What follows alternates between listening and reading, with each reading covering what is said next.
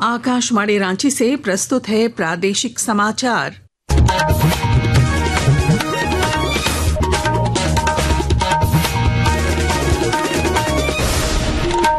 नमस्कार, प्रादेशिक समाचारों के साथ मैं पूनम केरकेट्टा।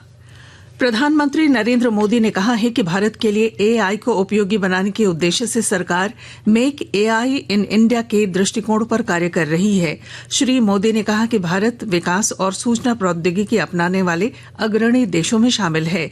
उन्होंने कहा कि इस विकास में और तेजी लाने के लिए सरकार ने इंडिया एआई मिशन का शुभारंभ किया है। हम मेक एआई इन इंडिया इसके विजन पर काम कर रहे हैं और हमारा उद्देश्य है make AI work for India. इस बार के बजट में हमने आईआईटी में सीटों की संख्या और कैपेसिटी बढ़ाने का निर्णय लिया है। राजधानी रांची के institute of hotel management catering technology and applied nutrition के ग्रेजुएशन समारोह में राज्यपाल संतोष कुमार गंगवार ने मुख्य अतिथि के तौर पर छात्रों को बधाई दी और उनके उज्जवल भविष्य की कामना की। राज्यपाल ने होटल प्रबंधन क्षेत्र की संभावनाओं को रेखांकित करते हुए संस्थान की उपलब्धियों की सराहना की। उन्होंने विद्यार्थियों से कहा कि वे राज्य और देश के आतिथ्य के ब्रांड एम्बेसडर हैं और उनसे अपील की कि वे संस्कृति और सेवा के आदर्श को आगे बढ़ाएं। मुख्यमंत्री हेमंत सोरेन को स्वीडन के गोथेनबर्ग में 19 से 22 जून तक होने वाले EVS 38 सम्मेलन में भाग लेने के लिए आमंत्रित किया गया है। यह आमंत्रण EVS 38 की आयोजिका कैटरीना क्लास ने श्री सोरेन को अंतर्राष्ट्रीय सहयोग और रणनीतिक भागीदारी को बढ़ावा देने के उद्देश्य से दिया है। EVS 38 सम्मेलन में वैश्विक ई मोबिलिटी नवाचारों को प्रदर्शित किया जाएगा।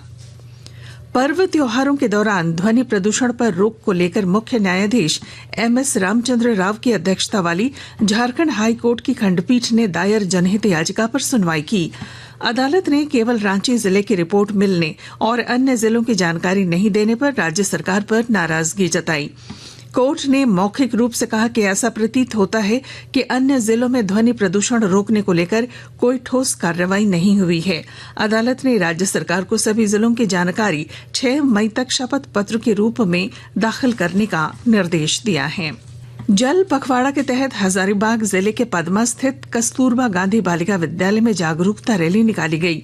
रैली में छात्राओं ने जल है तो कल है जैसे नारों के साथ लोगों को जल संरक्षण का महत्व समझाया।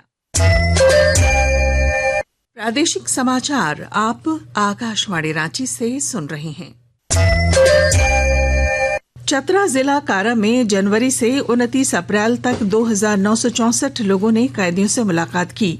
वहीं जनवरी 2024 से अप्रैल 2025 तक कुल 12,275 मुलाकातें भौतिक रूप से हुई। नेशनल प्रिजन पोर्टल के अनुसार इस अवधि में किसी भी मुलाकात के लिए वीडियो कॉन्फ्रेंसिंग या ऑनलाइन माध्यम का उपयोग नहीं किया गया। जामताड़ा पुलिस की पहल पर जिले के करमाटांड़ में कोचिंग सह पुलिस पब्लिक लाइब्रेरी का संचालन किया जा रहा है।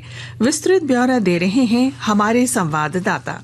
जामताड़ा पुलिस की पहल पर जिले के करमाटांड़ में कोचिंग सह पुलिस पब्लिक लाइब्रेरी का संचालन किया जा रहा है। पुलिस पब्लिक लाइब्रेरी एवं कोचिंग सेंटर के माध्यम से स्थानीय युवाओं को शिक्षा के क्षेत्र में अलग पहचान बनाने के लिए प्रेरित किया जा रहा है। पुलिस अधीक्षक एहतेशाम बकारिब ने बताया कि कोचिंग एवं पुलिस पब्लिक लाइब्रेरी का मुख्य उद्देश्य साइबर अपराध में लिप्त हो रहे युवाओं को समाज के मुख्य धारा में लाना है। उन्होंने बताया कि लाइब्रेरी में पर्याप्त उपस्करों एवं विभिन्न प्रतियोगी परीक्षाओं के लिए पर्याप्त पुस्तकों के साथ साथ अंशकालिक शिक्षाविद अधिकारियों की भी प्रतिनियुक्ति की गई है। सुभाष प्रसाद सिंह, आकाशवाणी समाचार, जामताड़ा। खूंटी के अड़की थाना क्षेत्र में तमाड़ खूंटी रोड पर एक खड़ी स्कूल बस को ट्रक ने पीछे से टक्कर मार दी, जिसमें 1 दर्जन बच्चे घायल हो गए हैं। घायलों का इलाज अड़की अस्पताल में चल रहा है।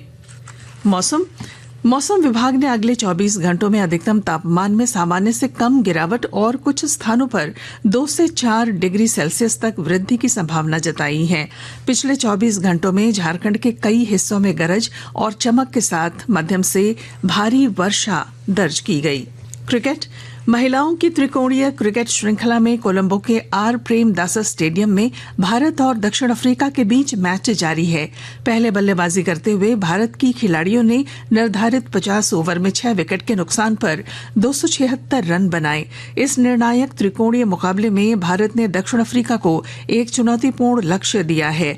दक्षिण अफ्रीका को अब जीतने के लिए 277 रन बनाने की आवश्यकता होगी। और इसके साथ ही आकाशवाणी रांची से प्रादेशिक समाचार का ये बुलेटिन समाप्त हुआ।